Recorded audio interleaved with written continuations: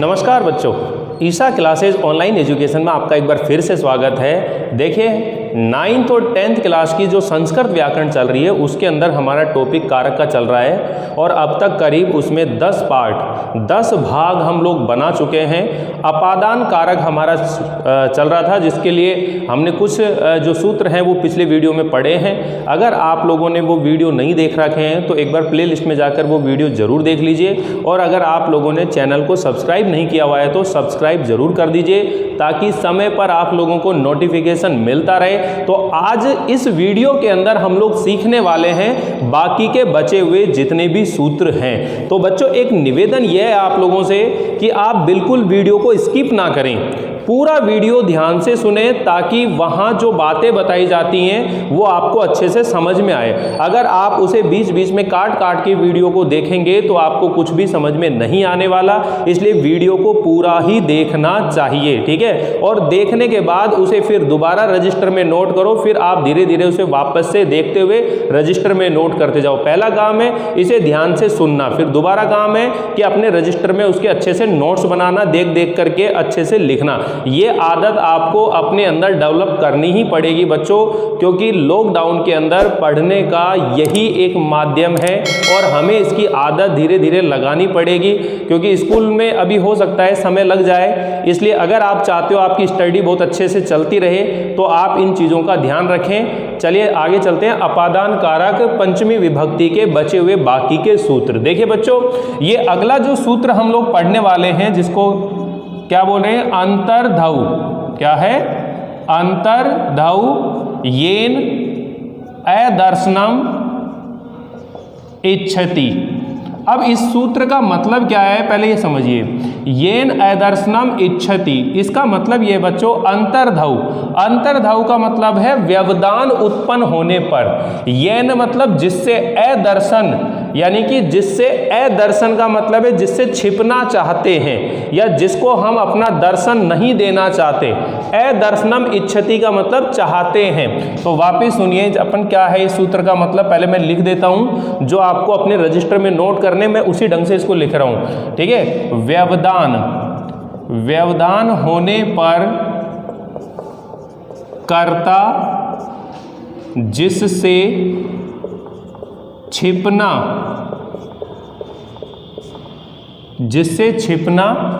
चाहता है उस पदार्थ की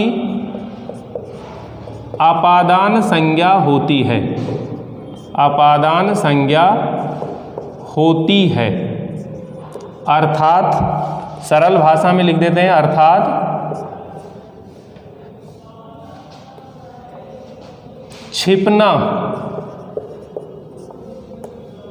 छिपना अर्थ वाली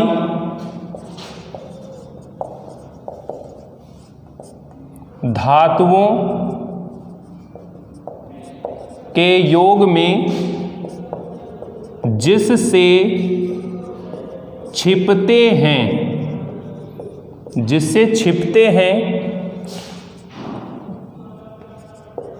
उस पदार्थ की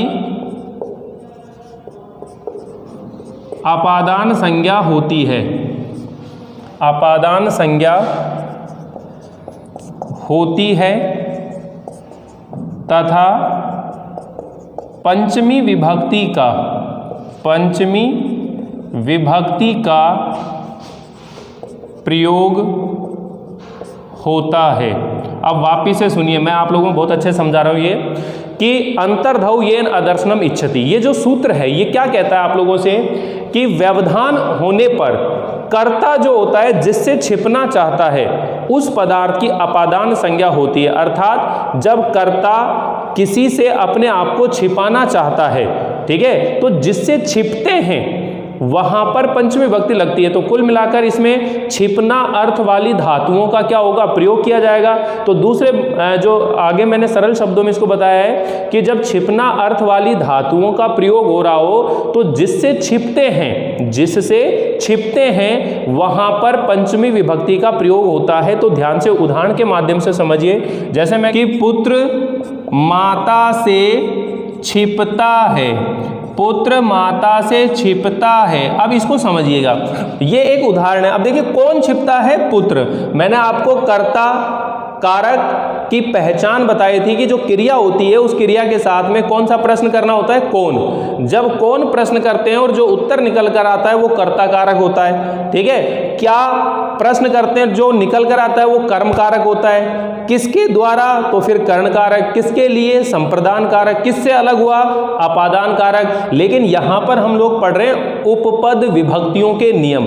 उपपद विभक्तियों के अंदर मैंने आपको बताया कि जब किसी वाक्य के अंदर छिपना अर्थ वाली धातुओं का प्रयोग किया जा रहा हो, जब किसी वाक्य में छिपना अर्थ वाली धातुओं का प्रयोग किया जा रहा हो, तो जिससे छिपते हैं, जिससे छिपते हैं उसमें पंचमी विभक्ति का प्रयोग किया जाता है। अब देखिए किससे छिप रहे हैं? माता से छिप रहे हैं। ठीक है, और ये कर्ता भी हो गया, तो कर्ता कारक में लगती है प्रथमा विभक्ति। पुत्र है, मातु और नीलीयते।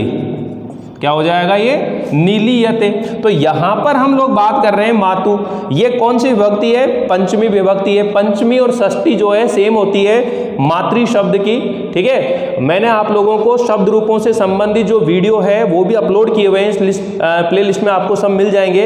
अगर आप लोगों ने वो वीडियो नहीं देख रखे तो एक बार वो वीडियो भी जरूर देख लीजिए, क्योंकि संस्कृत सीखनी है तो आपको शब्द रूप और धातु रूप इन दोनों चीजों पर फोकस करना पड़ेगा। इन दोनों चीजों को सीखना ही पड़ेगा, आप लोगों को ध्यान रख लीजिए बच्चों। तो पुत्र है, मातु, नीलीयते, ये पंचमी विभक्ति आ गई। आगे देखिए और बात करते हैं अपन। जैसे कह रहे हैं कि पुत्री पिता से छिपती है। ठीक है, पुत्री पिता से छिपती है, तो कौन छिप रही है? पुत्री। तो अपन इसको पुत्री का ऐसे ही रख सकते हैं। ठीक है, पुत्री यहां पर हो जाएगा पितु, सेम होता है दोनों। ठीक है, नीलीयते, नीलीयते। अपन ये भी कह सकते हैं कि शिष्य गुरु से छिपता है। ठीक है, अब यहां पर देखिए कौन छिप रहा है? शिष्य। तो क्या लिखेंगे? शिष्य। अब गुरु शब्द की देखो, गुरुवे और गुरो, गुरो। ठीक है, यहां पर पंचमी और षष्ठी जो है सेम रहती है, गुरु, नीलीयते। क्या हो जाएगा यहां पर? नीलीयते। ठीक, तो यहां पर ये पंचमी विभक्ति का प्रयोग हो रहा है। तो आप लोगों को ये चीज अच्छे से समझ में आ गई होगी। वापिस से एक बार मैं रिपीट कर रहा हूं कि व्यवधान उत्पन्न होने पर कर्ता कारक जिससे छिपना चाहता है, अर्थात जिससे वह अपने अदर्शन चाहता है। अदर्शन मतलब जिसको दिखना नहीं चाहता है। तो इसको अपन सामान्य कह सकते हैं कि जब किसी वाक्य में छिपना अर्थ वाली धातुओं का प्रयोग किया जा रहा हो, तो जिससे छिपते हैं उसकी अपादान संज्ञा होती है, और जिसकी अपादान संज्ञा होती है उसमें कौन सी विभक्ति लगती है? पंचमी विभक्ति का प्रयोग किया जाता है। तो इस तरह से आप लोग ये उदाहरणों के माध्यम से समझ गए कि पुत्र किससे छिप रहा है? माता से छिप रहा है। यहां पर पुत्री पिता से छिप रही है। शिष्य किससे छिप रहा है? गुरु से छिपता है। तो छिपना अर्थ वाली जो धातु है नीलीयते, जो नील धातु है, इसी का हम प्रयोग करेंगे। तो ये नीलीय जो धातु है इसी को हम लिखेंगे। ठीक है, तो एक बार आप लोग इसका स्क्रीनशॉट ले लीजिए, फिर नेक्स्ट सूत्र के बारे में पढ़ते हैं। ठीक है, देखिए अगला जो सूत्र है बच्चों उसके बारे में हम लोग पढ़ते हैं। अगला सूत्र है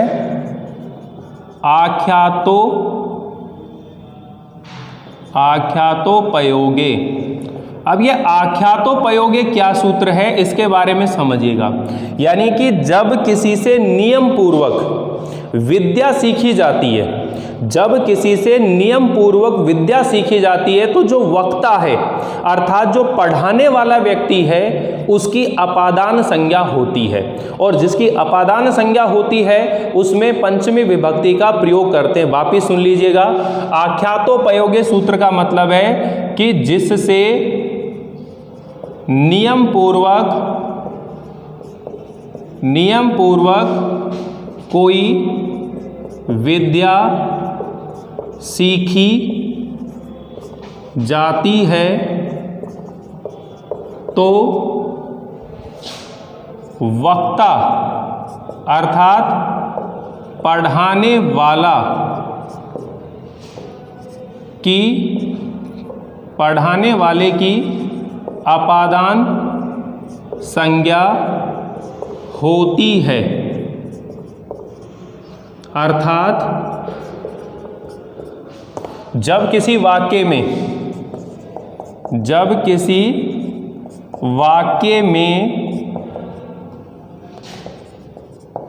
नियम पूर्वक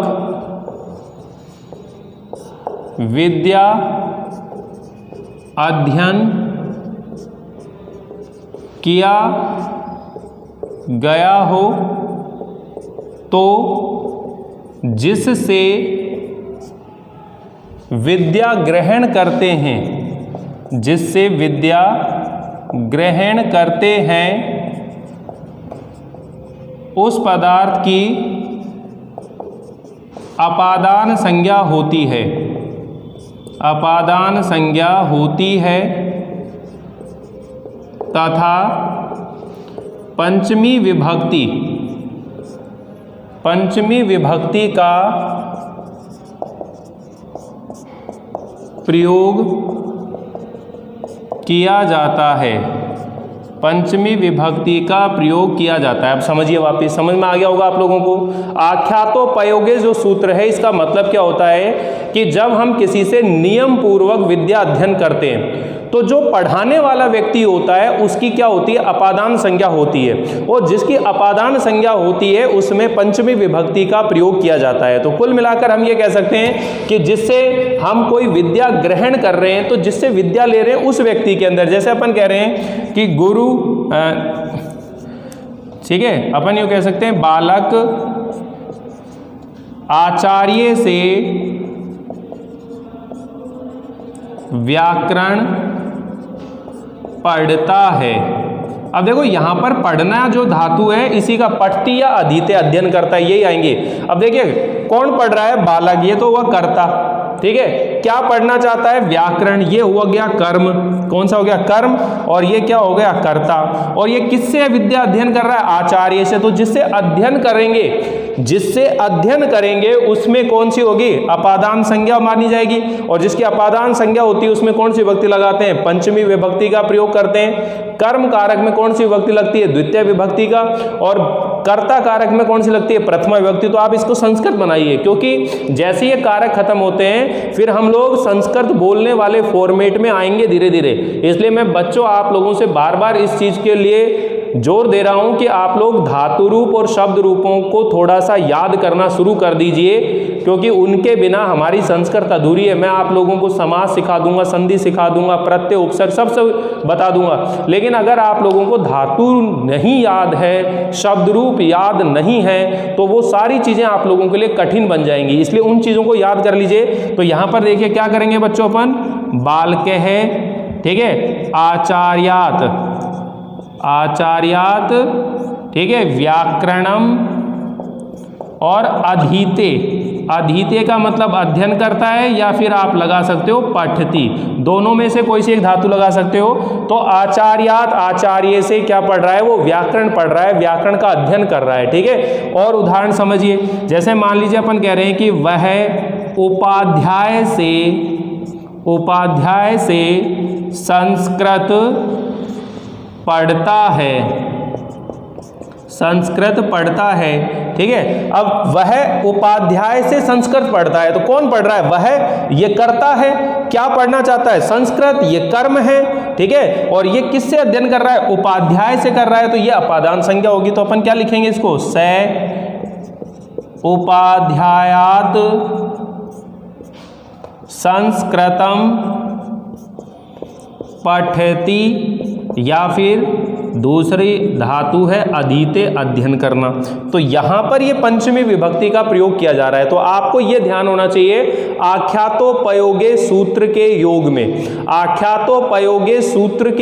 में कौन सी विभक्ति का प्रयोग किया जाता है। तो आपने बताना आख्यातोपयोगे सूत्र के योग में जिससे हम नियम पूर्वक विद्या अध्ययन करते हैं, उसमें उस पदार्थ में अपादान संज्ञा होती है और पंचमी विभक्ति का प्रयोग किया जाता है। तो यहां पर आप लोगों को बहुत अच्छे समझ में आ गया होगा। जैसे अपन किसी से बोल सकते हैं वह मोहन से संस्कृत सीखता है, व्याकरण सीखता है, गणित सीखता है, मतलब जिससे हम कोई नियम पूर्वक क्या ले रहे हैं, विद्या सीख रहे हैं, जिससे हम कोई नियम पूर्वक विद्या ग्रहण कर रहे हैं, तो वहां पर कौन सी विभक्ति लगती है, पंचमी विभक्ति लगती है। तो एक बार आप लोग इसका स्क्रीनशॉट ले लीजिए, एज इट इज आपको रजिस्टर में लिखना है, ठीक है। अब हम लोग नेक्स्ट सूत्र पढ़ते हैं, वारण अर्थानाम इप्सित है। वारण अर्थानाम इप्सित जो सूत्र है इसका मतलब क्या है, पहले तो आप ध्यान से समझिए। इसमें वारण यानी कि दूर हटाना, वारण जो शब्द है दूर हटाना, वारण अर्थानाम इप्सित है। वारण शब्द का अर्थ क्या है, दूर हटाना, और जिससे दूर हटाना चाहते हैं, जिस इप्सित पदार्थ की हम बात करेंगे, इप्सित है इप्सित पदार्थ यानी कि जिसको दूर हटाना चाहते हैं, ठीक है ना। तो आप ये कह सकते हैं कि जो वारण शब्द है इसका अर्थ क्या होता है, दूर हटाना, ठीक है। वारण अर्थात दूर हटाना, अर्थ वाली धातुओं के योग में, धातुओं के योग में जिस पदार्थ से दूर हटाना चाहते हैं, दूर हटाना चाहते हैं,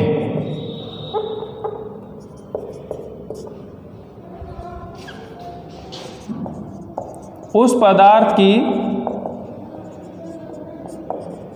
अपादान संज्ञा होती है, अपादान संज्ञा होती है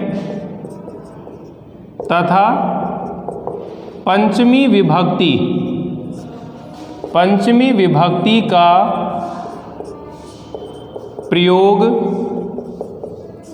किया जाता है, पंचमी विभक्ति का प्रयोग किया जाता है।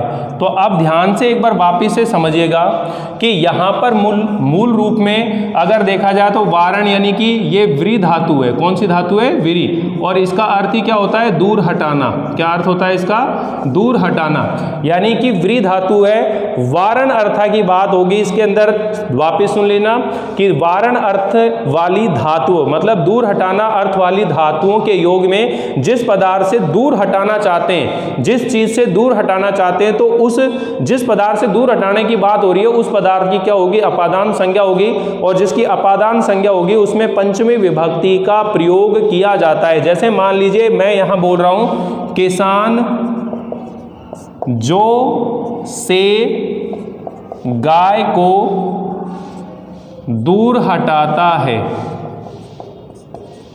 अब वापिस सुन लीजिए एक बार बच्चों, यहां पर जौ का मतलब क्या होता है, जो होते हैं ना गेहूं, जो जिससे अपन कह सकते हैं कि वो धानी बनती है, सत्तू बनता है, ठीक है, या मिस्सी रोटी बनाने के लिए जौ का प्रयोग करते हैं, ये जौ वह है, ठीक है। अब किसान जौ से गाय को हटाता है, मतलब जौ का क्या है, खेत है, उस खेत के अंदर गाय है, उस गाय को दूर भगा रहे हैं, उस गाय को दूर भगा रहे हैं। तो किससे दूर हटा रहे हैं, उसको जौ से दूर हटा रहे हैं। किससे हटा रहे हैं, जौ से दूर हटा रहे हैं। अब देखिए ध्यान से, कौन हटा रहा है, किसान हटा रहा है। क्या हटाना चाहता है, गाय को, गाय को हटाना चाह रहा है, तो ये कर्म हो गया।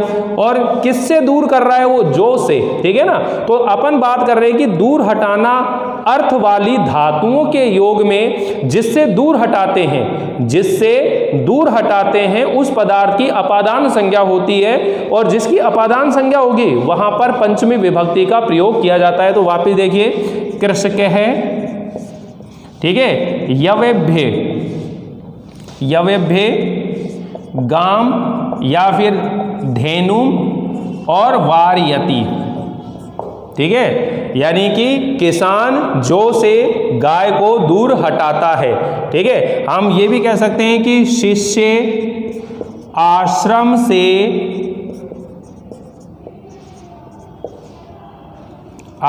से कुत्ते को हटाता है या दूर करता है, ठीक है। अब कौन कर रहा है, शिष्य कर रहा है। क्या करना चाह रहा है, कुत्ते को हटाना चाह रहा है। किससे दूर हटा रहा है, वो आश्रम से। तो देखिए क्या लिखेंगे, शिष्य आश्रमात, ठीक है, शूनम, कुत्ते क्या बोलेंगे, शूनम, और वारयति, शूनम वारयति, तो यह आश्रम हो गया। अपन ये कह सकते हैं कि पिता पुत्र को पाप से दूर करता है या दूर हटाता है, तो यहां पर देखिए पिता पुत्रम, ठीक है, पुत्र को पापात और वारयति। तो आपको ये चीजें बहुत अच्छे समझ में आ गई होगी कि वारण अर्थ वाली धातुओं के योग में, वापस सुन लीजिए बच्चों, वारण अर्थ वाली धातुओं के योग में अर्थात जिससे दूर हटाना हो उस पदार्थ की अपादान संज्ञा होगी, और जिसकी अपादान संज्ञा होती है उसमें पंचमी विभक्ति का प्रयोग किया जाता है। तो आप लोग एक बार इसका स्क्रीनशॉट ले लीजिए, फिर आगे के बचे हुए सूत्रों को पढ़ते हैं। चलिए बच्चों अगला सूत्र पढ़ते हैं। पंचमी विभक्ते, पंचमी विभक्ते सूत्र क्या कहता है, पहले इसको समझ लीजिए कि जब किसी वाक्य में तरप और ईएसुन प्रत्यांत पद का प्रयोग किया जा रहा हो, तो जिससे तुलना की जाएगी, जिससे तुलना की जाएगी वहां पर पंचमी विभक्ति का प्रयोग किया जाएगा। समझ में आइए, वापिस से देखिए कि जब किसी वाक्य में तरप या फिर ईएसुन प्रत्यांत पद का प्रयोग किया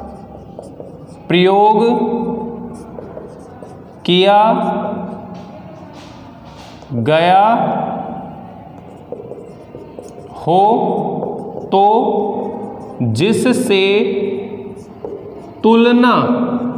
जिससे तुलना की जाती है उसमें पंचमी विभक्ति का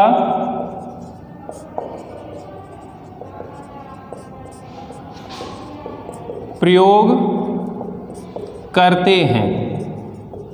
ठीक है, वापिस सुन लीजिए, जब किसी वाक्य में तरप या ईएसुन प्रत्यांत पद का प्रयोग किया गया हो, तो जिससे तुलना की जाती है उस पदार्थ की क्या होगी, अपादान संज्ञा होगी, और पंचमी विभक्ति का क्या किया जाएगा, प्रयोग किया जाएगा। तरप प्रत्यय के बारे में आप जानते हो, तरप प्रत्यय में तर शेष रहता है, पुरुष है तो तर, स्त्री है तो तरा, और नपुंसक लिंग है तो तरम। तो वापिस देखिए, जैसे अपन बोल रहे हैं राम शाम से चतुर है, राम शाम से चतुर है। अब देखिए यहां पर आप समझो राम शाम से चतुर है, अब किससे तुलना हो रही है, यहां पर कौन चतुर है, राम, ये तो करता हो गया, और किससे चतुर है, शाम से। तो जिससे तुलना करेंगे, जिससे तुलना करेंगे उसमें पंचमी विभक्ति का प्रयोग होगा। तो अपन क्या लिखेंगे, राम है शामात चतुरतरः अस्ति, राम शाम से चतुर है, राम है शामात चतुरतरः अस्ति, यानी कि राम शाम से क्या है, चतुर है। तो यहां पर देखिए तर प्रत्यय का प्रयोग किया गया है। किसका प्रयोग किया गया है, अगर मान लीजिए अपन यूं कह रहे हैं कि सीता गीता से चतुर है, ठीक है। अब देखिए कौन है, सीता, तो सीता, अब इसकी पंचमी विभक्ति क्या होगी, गीताया, ठीक है, पंचमी और षष्ठी सेम होती है, गीताया, या यही या याम, याद होगा आपको, मैंने अगर आप लोगों ने वीडियो देखा हो तो, या यही या याम, पंचमी षष्ठी में या और सप्तमी याम, ठीक है। गीताया चतुरतरा अस्ति, ठीक है, क्योंकि ये जो तरप प्रत्यय है पुरलिंग आता है तो तरह है, स्त्रीलिंग होगा तो तरा, और नपुंसक लिंग होगा तो तरम, ऐसे तीनों लिंगों के अंदर चलता है ये तरह तरा तरम। तो यहां पर पीछे देखिए ये प्रयोग किया जा रहा होगा तर प्रत्यय का, ठीक है। अपन यूं कह सकते हैं कि राम शाम से पवित्र है, ऐसे अपन बोल सकते हैं, गंगा यमुना से पवित्र है, ठीक है। तो जैसे मान लीजिए अपन यूं कह रहे हैं गंगा यमुना से पवित्र है। अब गंगा यमुना से पवित्र है तो कौन कह रहे हैं, गंगा तो प्रथमा होगी, किससे है, यमुनाया पवित्ररा, पवित्रतरा अस्ति, यानी कि पवित्र है, ठीक है। तो अपन इसको यहां पर देख लीजिए, इसको बोल रहे हैं यह कमल उस कमल से निर्मल है। तो अपन क्या कहेंगे, इदम कमलम तस्मात् कमलात् निर्मल है अस्ति। समझ में नहीं आया? तो इस तरह से अपन क्या बात हो रही है कि जिससे तुलना की जाएगी, जिससे क्या करी जाएगी बच्चों, तुलना की जाती है, तो वहां पर तर और ईयसुन प्रत्यांत पद का प्रयोग किया गया होगा और पंचमी विभक्ति का क्या किया गया है, प्रयोग किया जाता है। इसका स्क्रीनशॉट ले लीजिए। बाकी के बचा हुआ जो अंतिम सूत्र आने वाले हैं, शब्द आने वाले, विशेष नियम, उनके बारे में हम लोग पढ़ने वाले हैं।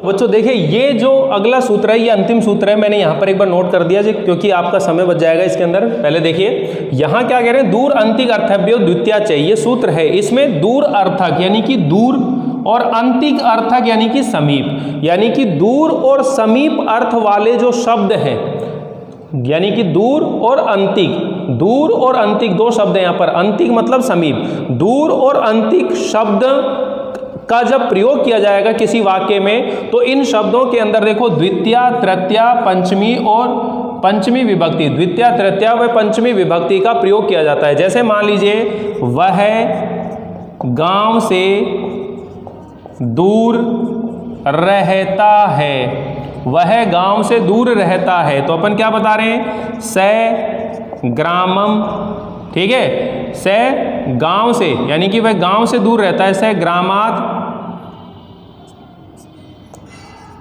दूरम, दूरेण या दूरात वसति। समझ में आ गया?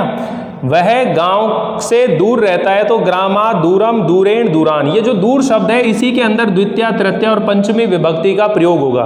ठीक है, अपन इसी चीज को कह रहे हैं कि वह नगर के समीप रहता है, वह नगर के समीप रहता है, तो स, ठीक है, वह नगर के समीप रहता है, तो क्या लिखेंगे, स नगरस्य, स नगरस्य अंतिक, तो अंतिकम या फिर क्या आ जाएगा, अंतिकेन या फिर क्या आ जाएगा, अंतिकात, और निवसति रहता है। तो यहां पर ये जो शब्द आ रहे हैं इन्हीं के अंदर द्वितीय विभक्ति का प्रयोग हो रहा है। तो इसको ज्यादा आप समझने की आवश्यकता नहीं है, बस इतना सा समझें कि अगर किसी वाक्य के अंदर दूर और अंतिक शब्द का प्रयोग करेंगे, दूर का मतलब दूर ही होता है और अंतिक का मतलब क्या होता है, समीप होता है, इन शब्दों का प्रयोग करेंगे तो इन शब्दों के अंदर द्वितीय विभक्ति,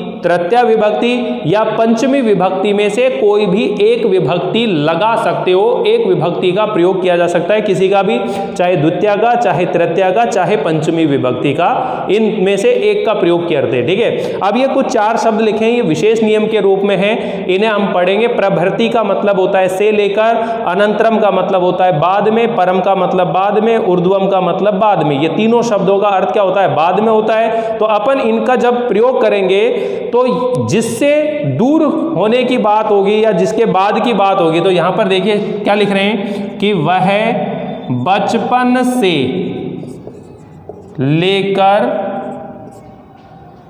अब तक यहां रहता है या पढ़ता है। ठीक है, अब कह रहे हैं शैशवात प्रभृति अध्यावधि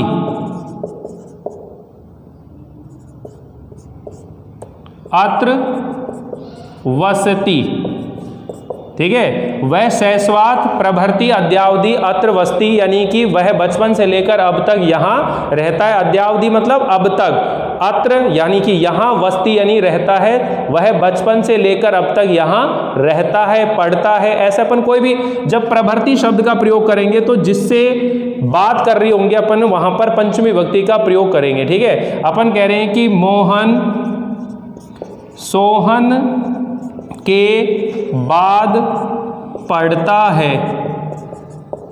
ठीक है, तो कौन आ रहा है, मोहन, तो मोहने सोहनात। ठीक है, और अनंतरम पठति। या अधीते, सोहन के बाद पड़ता है। अब ये देखो अनंतरम की जगह आप परम शब्द भी लगा लो, ऊर्ध्वम भी लगा दो, ठीक है ना।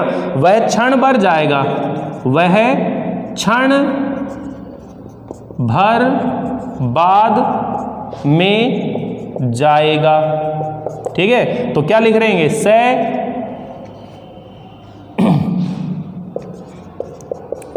क्षणात ऊर्ध्वम गमिष्यति, ठीक है। क्षण भर बाद यानी कि क्षणात ऊर्ध्वम गमिष्यति। तो कुल मिलाकर के यहाँ पर ये शब्द दिखाई देंगे आपको। इन शब्दों से पहले कौन सी विभक्ति लग रही होगी, पंचमी विभक्ति का प्रयोग किया जा रहा होगा। तो यहाँ पर हमारा जो अपादान कारक है पंचमी विभक्ति है, उसके सभी सूत्र कंप्लीट हो जाते हैं, पूर्ण हो जाते हैं। अब आपका काम ये है कि मुझे आप सभी स्टूडेंट जितना आपने होमवर्क कर लिया है वो मुझे उसका स्क्रीनशॉट लेकर या उसके पेज की कॉपी करके फोटो खींचकर कुछ भी आप करें, मुझे मेरे पर्सनल नंबर पर मुझे जरूर दिखाएंगे। मैं आप लोगों से बात करूंगा। जब जूम पर मीटिंग होगी तो सबको कंपलसरी रहेगा कि जूम पर मीटिंग को अटेंड करना है आप लोगों को। तो एक बार आप सभी लोग इन चीज़ों को नोट करें, रजिस्टर में व्यवस्थित तरीके से लिखते हुए चलें, सुंदर सुंदर राइटिंग में लिखें, अच्छी अच्छी राइटिंग में लिखें, क्योंकि बच्चों आप लोगों को पढ़ना है, क्योंकि दूसरा रजिस्टर थोड़ी ना है कोई आप लोग उसमें पढ़ेंगे। तो आप लिखो इतने ढंग से कि आपको पढ़ने में खुद को आनंद आए, खुद को मजे आए पढ़ने में। इसलिए सुंदर सुंदर हैंडराइटिंग में लिखो, ठीक है। तो आप लोगों को ये वीडियो कैसा लग रहा है मुझे जरूर बताइएगा, कमेंट कीजिएगा। और जिन बच्चों ने सब्सक्राइब नहीं किया हुआ है वो एक बार चैनल को सब्सक्राइब जरूर कर लीजिए, ताकि आपको समय पर नोटिफिकेशन मिलते रहें, क्योंकि यहाँ पूरी कंप्लीट व्याकरण संस्कृत की आपको पढ़ाने वाला हूँ। कुछ ही दिनों के अंदर आपका जो हिंदी विषय है, हिंदी सब्जेक्ट की क्लास है, उसकी बुक और उसकी व्याकरण भी मैं शुरू करने वाला हूं। तो आप जुड़े रहिए मेरे साथ, बने रहिए। मिलते हैं अगली बार अगली विभक्ति को लेकर। तब तक के लिए थैंक यू।